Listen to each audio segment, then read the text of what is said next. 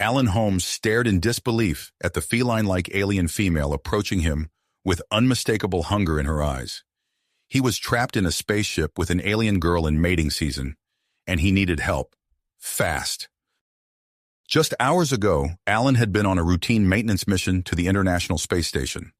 Now he found himself in a crashed alien vessel on a remote asteroid, facing a situation beyond his wildest nightmares.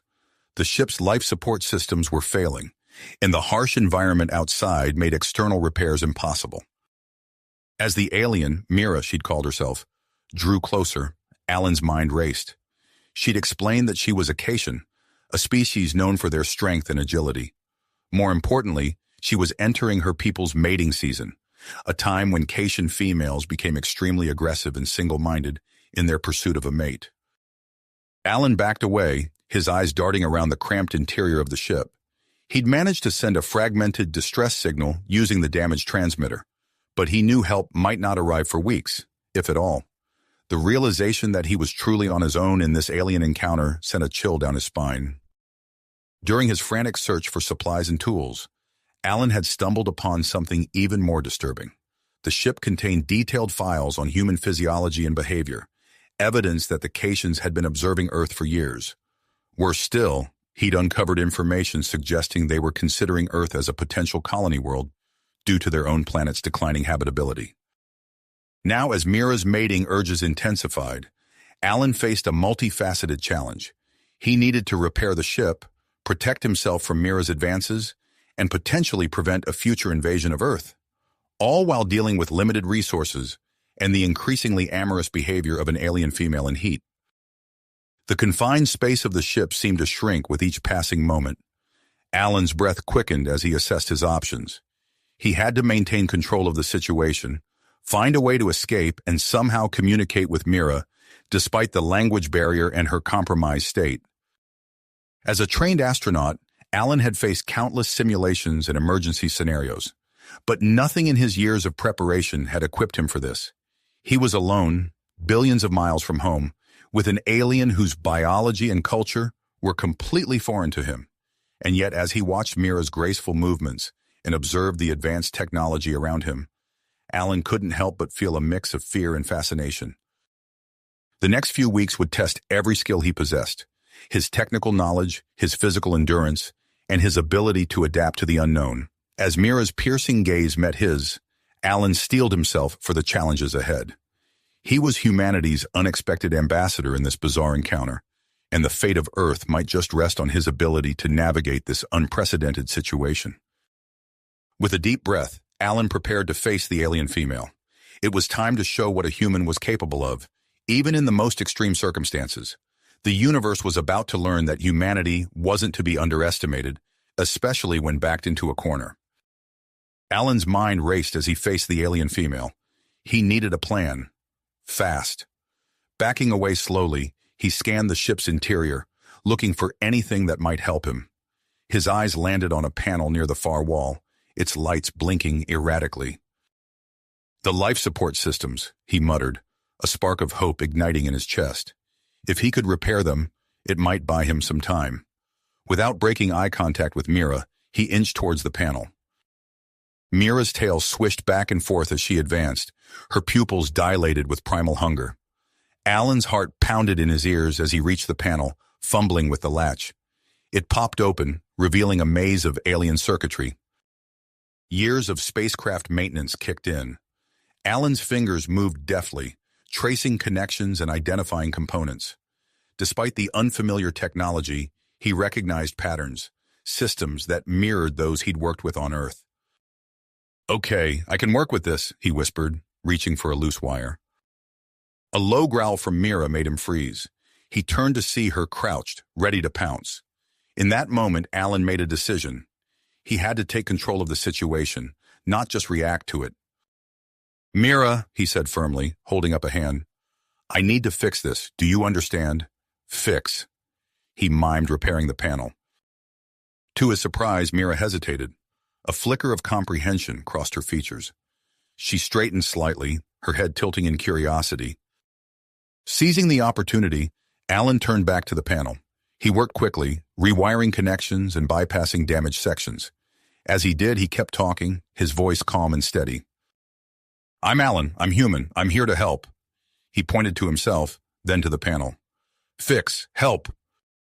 Mira watched, her aggressive stance softening. She took a step closer, peering at Alan's work with interest. As Alan delved deeper into the ship's systems, he made a startling discovery. The damage was far more extensive than he'd initially thought. The life support wasn't just malfunctioning, it was on the verge of complete failure. "This is bad," he muttered, wiping sweat from his brow. He needed tools, spare parts. His eyes darted around the cramped space, landing on a sealed compartment across the room. Careful not to make any sudden movements, Alan pointed to the compartment. "Mira, can you open that?" To his amazement, Mira seemed to understand. She padded over to the compartment, her claws easily slicing through the seal. As the door swung open, Alan's eyes widened. Inside was a treasure trove of Cation technology. Tools, components, and what looked like medical supplies filled the shelves. Among them, Alan spotted several vials of a strange, glowing liquid. As he approached, Mira's nostrils flared. She let out a low whine, backing away from the vials. Alan's brow furrowed. Could these be... He carefully examined one of the vials, noting the alien script on its label. Based on Mira's reaction and the context of their situation, he made an educated guess. Hormone suppressants. Alan pocketed several vials, his mind racing with the implications. If he could stabilize Mira's condition, it might give him the time he needed to repair the ship and figure out a way home. But first, he had to focus on the immediate threat, the failing life support. With Mira now more docile, Alan set to work in earnest. He shuttled between the open panel and the supply compartment, replacing damaged components and rewiring systems.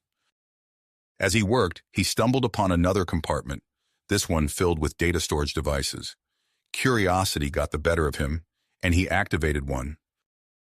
The holographic display that sprang to life made his blood run cold. Detailed schematics of human anatomy floated before him, alongside what appeared to be surveillance footage of Earth cities.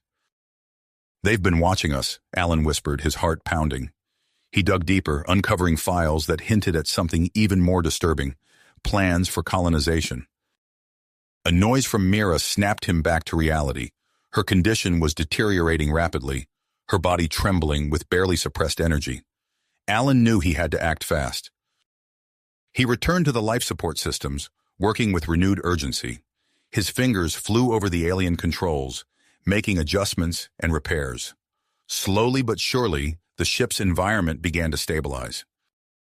As the immediate danger passed, Alan turned his attention to Mira. Her eyes were glazed, her breathing labored. He approached her cautiously, the vial of suppressant in his hand.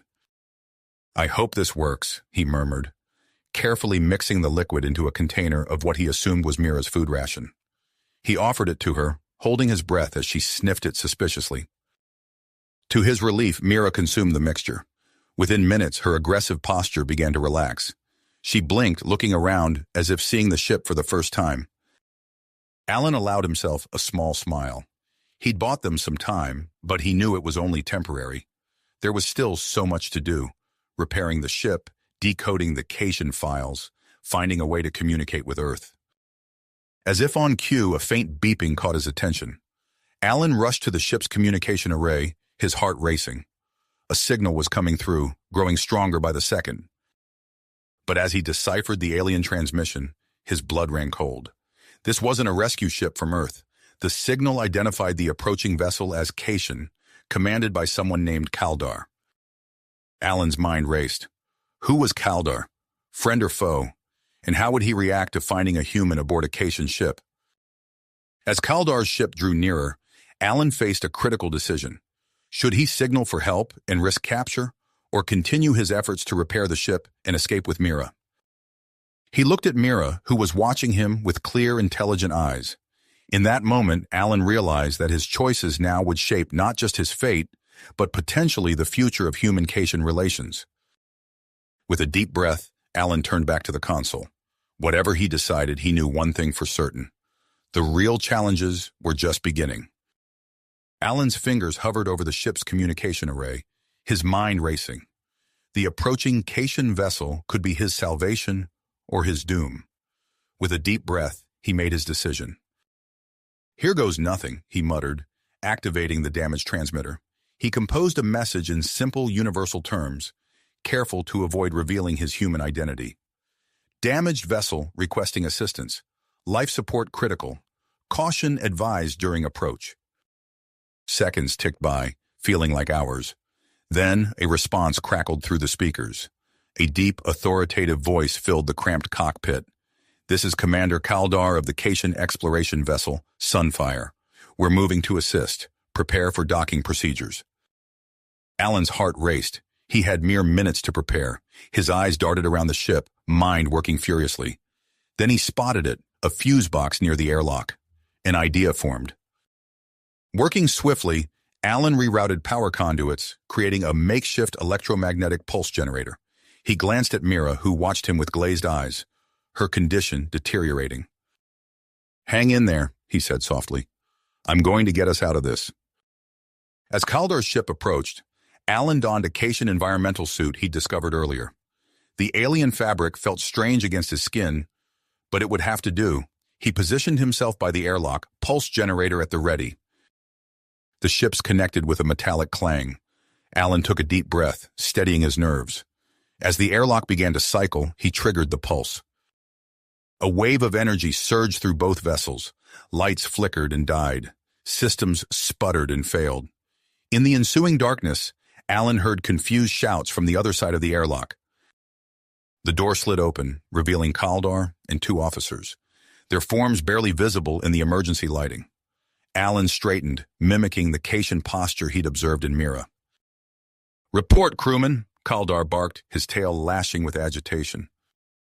Alan's throat tightened, but he forced himself to speak. "Systems failure, sir. The captain is incapacitated. I've been attempting repairs." Kalar's eyes narrowed. "I don't recognize you. What's your designation?" "Junior technician Rallick," Alan improvised, silently thanking his hours of studying Cation naming conventions. Kalar grunted, clearly unsatisfied but unable to verify Alan's claim with the systems down. "Search the ship," he ordered his officers. "I want to know exactly what happened here." As the group split up, Alan managed to isolate one of the officers in the engine room. With a swift, practiced move learned from years of hand-to-hand combat training, he subdued the Cation, securing him in a storage compartment. Heart pounding, Alan activated the officer's communication device. Kalar's voice came through, low and urgent. "Must locate any viable females. The hybridization program cannot fail." Alan's blood ran cold. He needed to get to Mira, and fast. Navigating the darkened corridors, Alan used his familiarity with the ship's layout to stay ahead of the search. He planted false clues, a scrap of fabric here, a misplaced tool there, to misdirect Kalar and his remaining officer. As he neared the medical bay, Alan stumbled upon a hidden compartment. Inside, he found a data pad filled with classified Cation documents. Skimming the contents, his eyes widened. The Cation's genetic problems were far worse than he'd imagined. Without intervention, their entire species faced extinction within generations. A pained moan from the medical bay snapped Alan back to the present. He rushed in to find Mira thrashing on a biobed, the effects of the hormone suppressant wearing off. Suddenly, the door slid open. Alan whirled, finding himself face-to-face with the remaining Cation officer. Without hesitation, Alan lunged, using his smaller size and human agility to his advantage. A brief struggle ensued, ending with Alan in possession of the officer's weapon. Breathing heavily, Alan made his way back to Mira. He'd barely begun examining the medical equipment when the door hissed open once more. Kalar stood in the doorway, his imposing figure blocking the exit. His eyes darted from Alan to Mira, then to the weapon in Alan's hand. "Who are you?" he growled, claws extending. Alan raised the weapon, his mind racing. "Someone who knows more about your situation than you might think, Commander." Kalar's tail lashed dangerously. "Explain." "I know about the hybridization program," Alan said, keeping his voice steady. "I know your species is facing extinction. But this isn't the way. Kaldar's eyes narrowed. You know nothing, imposter. Our methods are necessary for survival. Are they? Alan challenged. Or are they born of desperation? He gestured to the data pad. Your own scientists admit the program is a long shot at best, but there might be another way. Confusion flickered across Kaldar's face. What are you suggesting? Alan took a deep breath. This was it, the moment that could change everything. An alliance between your people and mine.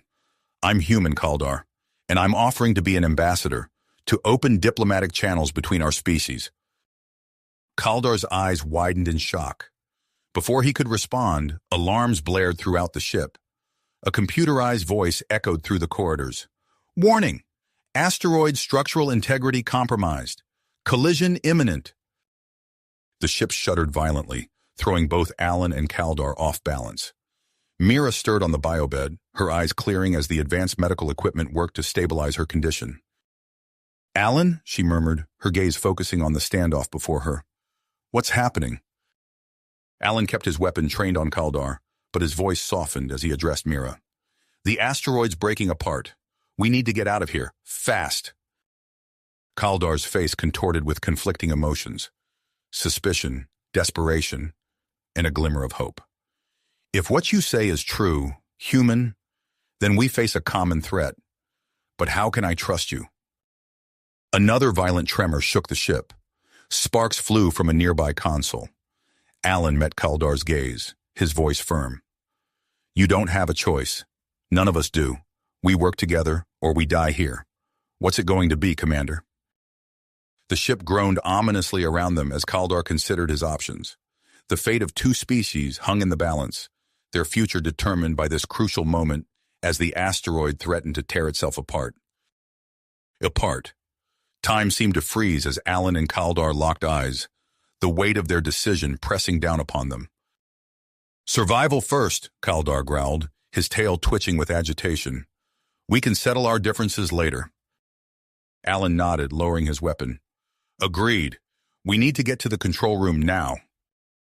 As if to emphasize the urgency, another violent tremor rocked the ship. Sparks rained down from the ceiling, and the lights flickered ominously. Can you walk? Alan asked Mira, who was struggling to sit up on the biobed. She nodded weakly, her fur matted with sweat. I think so. Together, the unlikely trio made their way through the twisting corridors of the ship. Alan's mind raced, recalling every detail of the vessel's layout he had committed to memory during his frantic repairs. They burst into the control room, greeted by a cacophony of alarms and flashing red lights. Alan immediately rushed to the main console, his fingers flying over the alien controls with surprising dexterity. The asteroid's orbit is destabilizing, he announced, scanning the readouts. We're going to be crushed if we don't get out of here fast. Kaldar leaned over Alan's shoulder, his breath hot on the human's neck. Our engines are damaged. We don't have enough power to break free. Alan's eyes darted between the two ships' schematics displayed on the screen. An idea formed in his mind, born of desperation and the unique perspective his human background provided.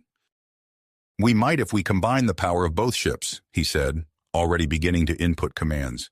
If we can synchronize the remaining engine output and use the gravitational fluctuations to our advantage, we might just generate enough thrust to escape.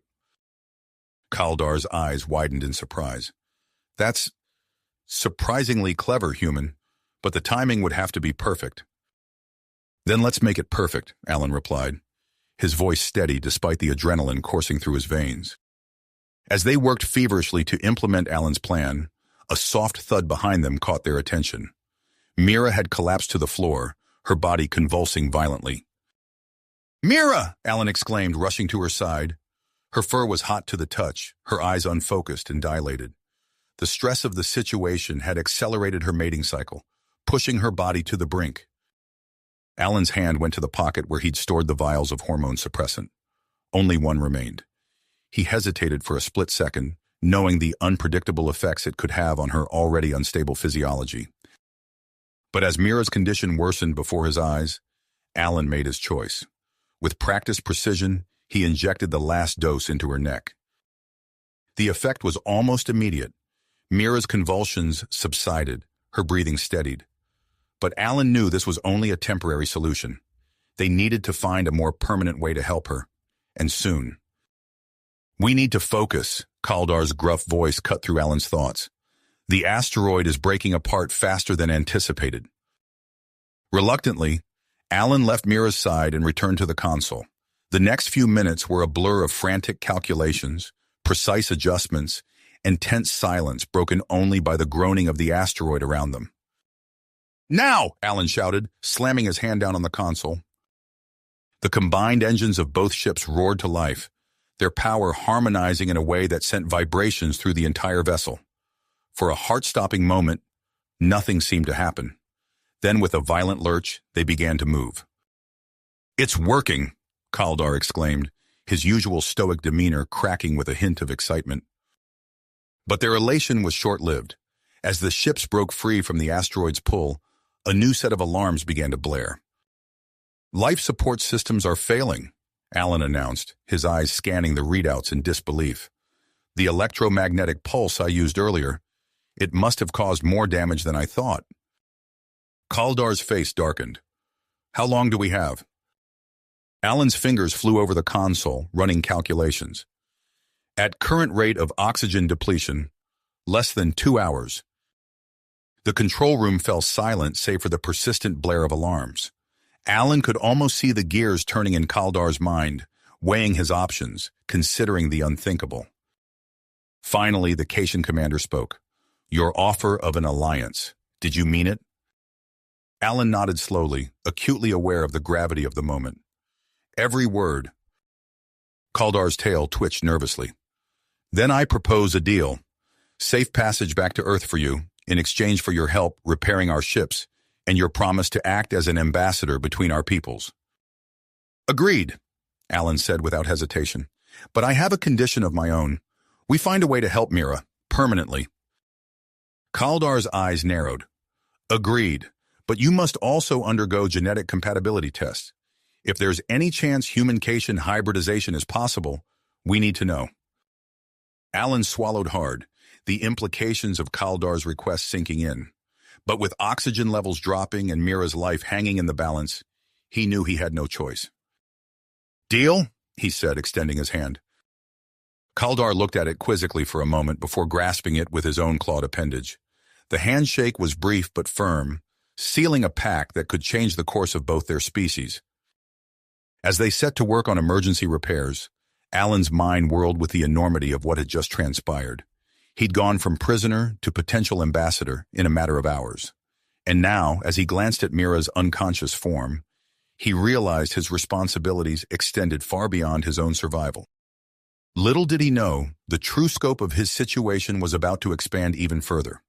As he pried open a panel to access the life support systems, his hand brushed against something hidden deep within the ship's architecture.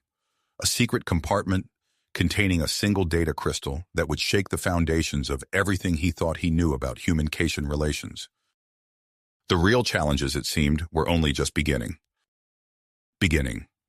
Alan's fingers hovered over the hidden compartment, his heart racing as he contemplated the implications of this discovery. But before he could investigate further, the ship's sensors blared to life, cutting through the tense atmosphere. "Unidentified spacecraft approaching," the computer announced, its monotone voice at odds with the urgency of the situation. Kaldar rushed to the command console, his claws flying over the controls. "Impossible," he muttered, his tail lashing with agitation. "We're nowhere near any known space lanes." Alan joined him, peering at the readouts. Multiple vessels were rapidly closing in on their position. "They're on an intercept course," he observed, a knot forming in his stomach. As they watched, the ships began their descent towards the red planet below. Mars loomed large in their view screen, its rust-colored surface a stark contrast to the blackness of space. "We have no choice," Kaldar growled. "We must land. Our ships are in no condition for a confrontation." Alan nodded grimly, helping to guide their damaged vessel towards the Martian surface. As they entered the planet's thin atmosphere, the ship shuddered and groaned, pushed to its limits. Suddenly, their communication system crackled to life. A stern, authoritative voice filled the control room. Attention, unknown vessels. This is Commander Lyra of the Cation Mars outpost. You will land at the following coordinates immediately. Any deviation will be met with force. Kaldar's eyes widened in recognition. Lyra, he whispered, his voice a mixture of surprise and respect. Without hesitation, he acknowledged the command and adjusted their trajectory. Alan watched in amazement as they approached the landing site. What had appeared to be nothing more than barren rock formations suddenly shimmered and changed, revealing advanced structures seamlessly integrated into the Martian landscape. As they touched down, Alan helped Mira to her feet. She leaned heavily against him, still weak from her earlier ordeal. Through the viewports, they could see armed Cation guards surrounding their ships, their weapons at the ready. The airlock hissed open, and a regal female Cation strode in, flanked by a security detail. Her piercing gaze swept over them, lingering on Alan with undisguised shock. "Kaldar," she addressed the commander, her voice crisp, "explain yourself." As Kaldar recounted their harrowing experience, from the asteroid base to their daring escape, Alan found himself studying Commander Lyra. Her posture was rigid, her expression guarded, but he could see the calculations happening behind her eyes. "And the human?" Lyra asked, her gaze boring into Alan. Before Kaldar could respond, Mira let out a pained gasp, her knees buckling. Alan caught her, easing her gently to the floor. "The suppressant," he explained hurriedly. "It's wearing off completely." Lyra's eyes narrowed, but she barked an order to her medical team. As they rushed Mira away on a hover stretcher, Alan made to follow, but Lyra's raised hand stopped him. "You will remain here," she commanded. "We have much to discuss." Over the next hour, Lyra revealed the true nature of the Mars outpost.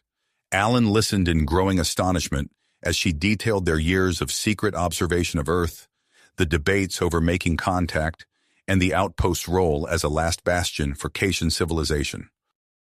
"And now," Lyra concluded, her tail swishing in agitation, "your presence has forced our hand."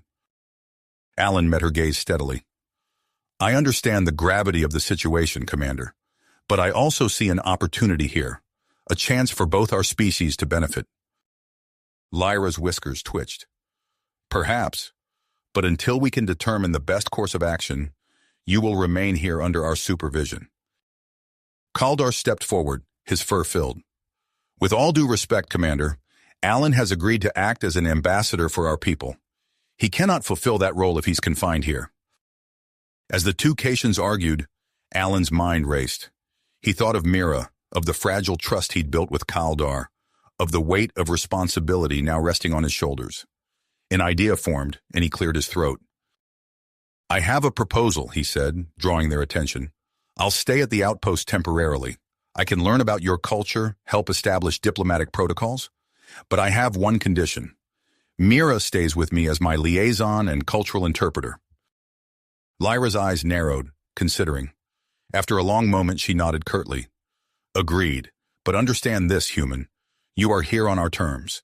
Any attempt to communicate with Earth without our express permission will be seen as an act of aggression." As Alan was led to his new quarters, his mind whirled with the implications of his decision. He'd gone from repairing satellites to potentially shaping the future of interspecies relations in a matter of days. The room he was assigned was clearly designed for Cation physiology, but efforts had been made to accommodate his human needs. A second bed had been hastily added, presumably for Mira. Exhaustion washed over him as the adrenaline of the past few days began to wear off. Alan sank onto the bed, his hand absently reaching for the data crystal he'd discovered on the ship. Whatever secrets it held would have to wait. For now, he needed rest. As he drifted off to sleep, Alan couldn't shake the feeling that his greatest challenges still lay ahead. The fragile peace he'd brokered could shatter at any moment, and the fate of two species might well rest on his ability to navigate the treacherous waters of Cation politics and his own conflicted heart. In the medical bay, unbeknownst to Alan, Cation doctors huddled around Mira's bedside, their expressions a mixture of concern and fascination. The readouts on their advanced medical equipment told a story that would soon send shockwaves through the entire outpost, further complicating the already delicate situation. As the Martian night fell, casting long shadows across the hidden Cation structures, the seeds of conflict and cooperation were being sown. The next few days would prove crucial, not just for Alan and Mira, but for the future of human-Cation relations, and perhaps the very survival of both species. Alan awoke to the gentle hum of Cation technology, his mind still groggy from the events of the past few days. As he sat up, his hand brushed against the data crystal he'd discovered on the ship. He pocketed it, knowing he'd need to investigate its contents later. A soft chime at the door preceded Kaldar's entrance. The Cation commander's fur was slightly ruffled, betraying the stress of their situation. "Alan, we need you in the command center," Kaldar said, his tail twitching nervously. "There's been a development." Following Kaldar through the winding corridors of the Mars outpost, Alan marveled at the seamless integration of advanced technology with the natural Martian landscape. As they entered the command center, he saw Commander Lyra hunched over a display, her face etched with concern. "Our long-range sensors have detected a human rescue mission approaching Mars," Lyra announced without preamble. "They'll be here within days." The room fell silent as the implication sank in. Alan's mind raced, considering the potential outcomes. If Earth discovered the Cation presence on Mars without proper preparation, it could lead to panic, hostility, or worse. "We need to control this situation," Alan said, stepping forward. "I have a proposal." All eyes turned to him as he outlined his plan for a controlled first contact scenario. He explained how he could use his position as an astronaut to mediate between the two species, carefully introducing the concept of extraterrestrial life to his fellow humans. Lyra's whiskers twitched as she contemplated the idea. "It's risky," she said, her tail swishing thoughtfully, "but it may be our best option for revealing our presence on our own terms." Kaldar nodded enthusiastically. "I agree. This could be the opportunity we've been waiting for to advance our agenda." After a heated debate, Lyra gave her reluctant approval. Alan sat down at a communication terminal, his fingers hovering over the alien keyboard. With careful consideration, he composed a message to NASA, hinting at the discovery of extraterrestrial life on Mars without revealing specifics. As he hit send, the weight of his actions settled on his shoulders. He'd just set in motion events that could change the course of human history. A commotion from the medical bay interrupted their planning. Dr. Zena, the lead Cation geneticist, burst into the room, her eyes wide with excitement. "We've made a breakthrough with Mira's condition," she announced breathlessly. "The interaction between her physiology and Alan's human DNA has triggered an unprecedented genetic adaptation. Her reproductive system is evolving to become compatible with human biology." The implications of this discovery sent shockwaves through the room.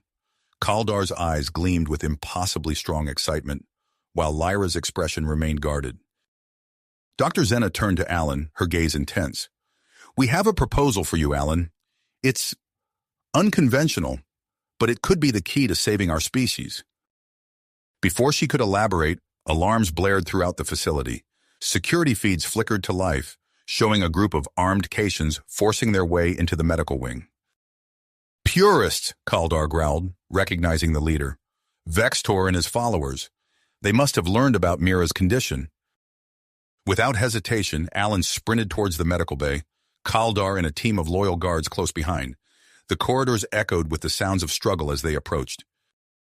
Bursting into the medical wing, Alan found himself face-to-face with Vextor, a snarling Cation with hate-filled eyes. "The human contamination must be purged," Vextor roared, lunging at Alan. Years of combat training kicked in as Alan sidestepped the attack. The narrow corridors worked to his advantage, limiting the Cation's ability to use their natural agility. He grappled with Vextor, using techniques the Cation had never encountered. In a flurry of movement, Alan managed to disarm and subdue Vextor, pinning him to the ground. The other purists, seeing their leader defeated, quickly surrendered to Kaldar's forces. As the adrenaline faded, Alan became aware of a hissing sound. The fight had damaged critical life support systems, threatening the entire facility. "We need to evacuate non-essential personnel," Lyra ordered, her voice firm despite the chaos. "Prepare to transfer them to the human rescue ship." Alan found himself working alongside Cation engineers, his astronaut training proving invaluable as they fought to implement emergency repairs. The damage was extensive, and time was running out. Amidst the frenzy of activity, Dr. Zena pulled Alan aside. "We don't have much time," she said urgently. "But you need to know, the genetic adaptation we observed in Mira, it could potentially solve our species' degradation issues. We believe that if you and Mira were to conceive a child, it could provide crucial data on human-Cation genetic compatibility." Alan stared at her, stunned by the implications of her words. Before he could respond, Mira appeared at his side, her eyes meeting his with a mixture of fear and purpose. "We need to talk," she said softly, leading him to a quiet corner. As they discussed the momentous decision before them, alarms blared once again. The human rescue ship had entered Mars orbit days ahead of schedule. Alan looked at Mira, then at the chaotic scene around them. The future of two species hung in the balance, and he found himself at the center of it all. "Whatever happens," he said to Mira, squeezing her hand, "we're in this together." With a deep breath, Alan turned to face Commander Lyra. It was time to put their first contact plan into action, ready or not. As he prepared to greet his fellow humans and bridge the gap between two worlds, Alan couldn't help but wonder what other surprises Mars had in store for them. Them? The gentle vibration beneath his feet signaled the approach of the human rescue ship, and Alan's heart raced with anticipation. Suddenly, a violent tremor shook the facility, followed by the shriek of tearing metal. Alarms blared as the life support systems began to fail catastrophically. "We need to evacuate now!" Commander Lyra's voice cut through the chaos. "All personnel to the docking bay immediately." Alan sprinted alongside Cation engineers and medical staff, his mind racing to formulate a plan. As they reached the docking bay, he saw the sleek human ship connecting to the Cation airlock. "Kalar, organize your security teams to maintain order," Alan shouted over the din. "Dr. Zena, prioritize moving critical patients and research data. I'll coordinate with the human crew." The airlock hissed open, revealing a team of stunned human astronauts. Captain Sarah Cox, her eyes wide with disbelief, took in the scene of panicked Cations flooding into her ship. Alan stepped forward, hands raised in a gesture of peace. "Captain Cox, I'm Alan Chen. We don't have much time. The Cation facility is failing, and we need to evacuate everyone immediately." Sarah's training kicked in, overriding her shock. "Understood. Crew, assist with evacuation procedures. Medical team, prepare for potential casualties."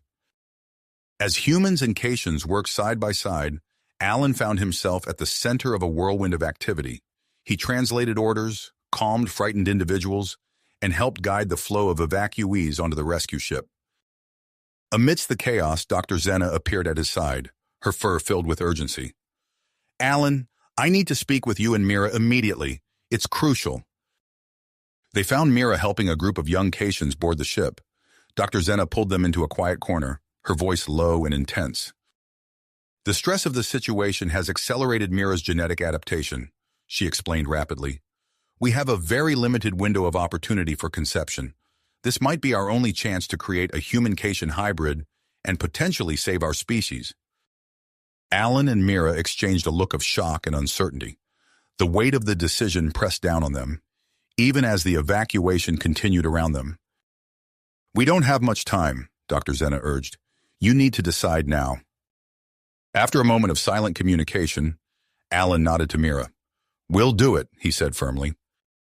As Dr. Zena hurried away to prepare, Alan turned to Mira. "Are you sure about this?" he asked softly. Mira's eyes shimmered with a mix of fear and tenacity. "No," she admitted, "but I'm sure about us and about the importance of what we're doing." They shared a brief, tender moment before duty called them back to the evacuation efforts. Alan returned to the docking bay, where he found Commander Lyra and Captain Cox engaged in a tense discussion. "We need assurances that our people will be treated fairly and our technology protected," Lyra insisted, her tail lashing anxiously. Captain Cox nodded, her expression a mix of awe and professionalism. "You have my word. We'll establish proper diplomatic channels as soon as we're safely in orbit." Alan stepped in to mediate, helping to smooth over the initial misunderstandings and cultural differences. As he worked, he noticed Kalar deep in conversation with several human crew members, gesticulating emphatically as he spoke. Suddenly, alarms blared throughout the ship. A young human ensign rushed up to Captain Cox, his face pale. "Captain, we have a security breach. The Cation prisoners have escaped and taken control of the communications center." Alan's blood ran cold as he realized the implications. "Vextor," he growled, turning to Lyra. "We need to stop him before—" His words were cut off by Vextor's voice booming over the ship's speakers. "Attention, citizens of Kasia! This is Vextor, true defender of our species. The Mars outpost has been compromised by human infiltrators. We require immediate assistance to purge this contamination and preserve our genetic purity." Alan's mind raced, analyzing the ship's layout he had memorized during his astronaut training. "Captain, I have a plan to retake the comm center, but I'll need a small team." As Alan outlined his strategy, Mira approached, her face etched with concern. "Alan, I think it worked. I'm feeling strange." Before he could respond, Dr. Zena appeared, ushering Mira towards the medical bay. "We need to monitor her condition closely. The next few hours are critical." Torn between his duty to the ship and his concern for Mira, Alan made a split-second decision. "Take care of her," he told Dr. Zena. "I have to stop Vextor." With a hand-picked team of human crew members and loyal Katians, Alan began his operation to retake the communications center. They moved swiftly through the ship's corridors, using Alan's knowledge of human spacecraft design to outmaneuver Vextor's followers. As they approached the comm center, they heard Vextor's voice again, this time filled with desperation. "If you attempt to stop us, I will depressurize entire sections of this ship. The purity of our species is worth any sacrifice." Alan's team exchanged worried glances. The situation had just become far more dangerous, and time was running out. In orbit above Mars, the first of the responding Cation ships appeared on the rescue vessel's sensors, their intentions unknown.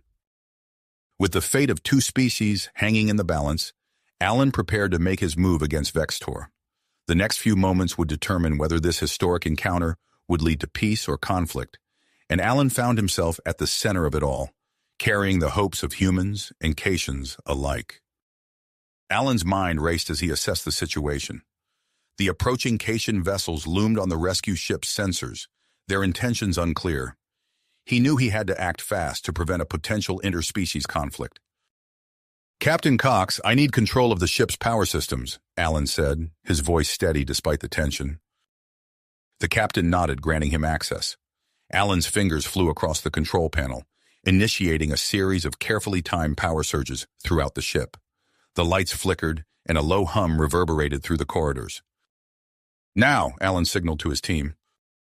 They moved swiftly through the ship, taking advantage of the disorientation caused by the power fluctuations. As they approached the communications center, Alan could hear Vextor's agitated voice through the door. "Stand back," Alan warned his team. He took a deep breath, then triggered a localized surge that short-circuited the door's locking mechanism. The door slid open with a hiss, and Alan burst into the room. Vextor whirled around, his eyes wide with surprise and fury. Without hesitation, Alan launched himself at the Cation, using the close quarters to his advantage. The two grappled fiercely, a blur of human and Cation limbs. Vextor's claws raked across Alan's arm, drawing blood, but Alan didn't flinch. He countered with a series of quick jabs, targeting the pressure points he'd learned during his training with Kalar. Vextor stumbled back, momentarily stunned. Alan seized the opportunity, lunging for the gravity control panel. With a swift motion, he increased the gravity in a localized field around Vextor. The Cation leader crashed to the floor, pinned by the intense gravitational force. His followers, caught off guard by the sudden shift, were quickly subdued by Alan's team. Panting heavily, Alan activated the ship's communication system. "This is Alan Chen. The communications center is secure. Vextor has been neutralized." He turned to the main console, keying in the frequency for the approaching Cation fleet. Taking a deep breath, he began to broadcast. "Attention Cation vessels. This is Alan Chen, representative of Earth. We come in peace and seek your cooperation. The situation on this ship is under control, and we have a unique opportunity for collaboration between our species. Commander Lyra and Captain Cox entered the room, taking positions beside Alan. Their presence, human and Cation, standing united, lent weight to his words. As Alan continued to explain the situation, a commotion outside the room caught his attention. Dr. Zena burst in, her fur disheveled and her eyes wide with urgency. "Alan, it's Mira," she said breathlessly. "The conception was successful, but her condition is critical. We need you in the medical bay immediately." Alan's heart leaped into his throat. He looked at Lyra and Cox, torn between his diplomatic duties and his concern for Mira. "Go," Lyra said firmly. "We'll handle things here." Without another word, Alan sprinted towards the medical bay, his mind racing with fear and hope. As he entered, he saw Mira lying on a biobed, her fur damp with sweat and her breathing labored. Dr. Zena was already in motion, her hands flying over various medical instruments. "Her body is struggling to adapt to the hybrid pregnancy," she explained rapidly. "We need to stabilize her condition using a combination of Cation and human medical techniques." Alan moved to Mira's side, grasping her hand. "I'm here," he said softly. "You're going to be okay." Dr. Zena handed him a strange-looking device. "I need you to apply this to her lower abdomen. It will help harmonize her physiology with the embryo's unique genetic structure." As Alan worked with Dr. Zena, he could hear the faint sounds of continued negotiations from the ship's speakers. The Cation fleet had paused their approach, engaging in dialogue with Lyra and Cox. Minutes stretched into hours as they fought to stabilize Mira's condition. Alan's arms ached from holding the medical device steady, but he refused to let go. Finally, Dr. Zena's tense expression relaxed slightly. "Her vital signs are stabilizing," she announced. "The embryo's development has normalized."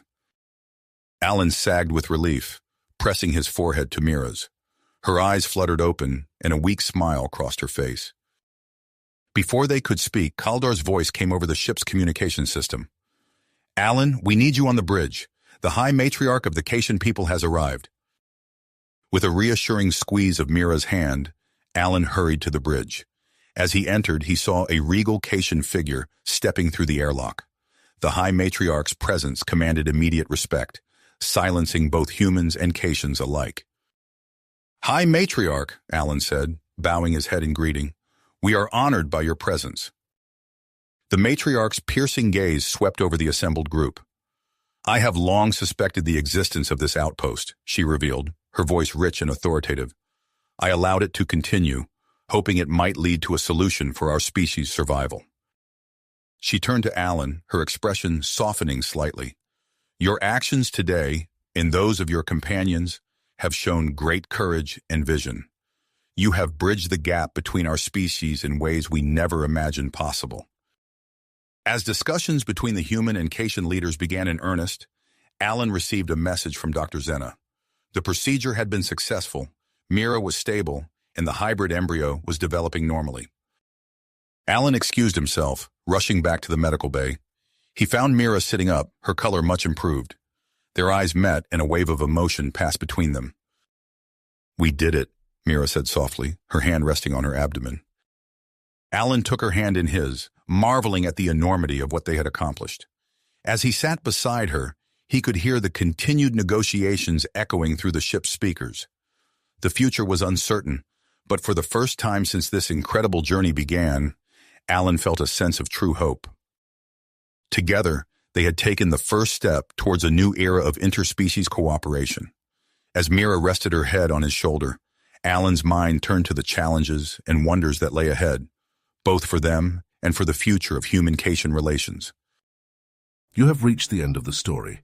If you enjoyed this story and want to support us, please leave a like and subscribe to our channel, and for every comment that says 88, I will heart every single one of them. Thank you for your time.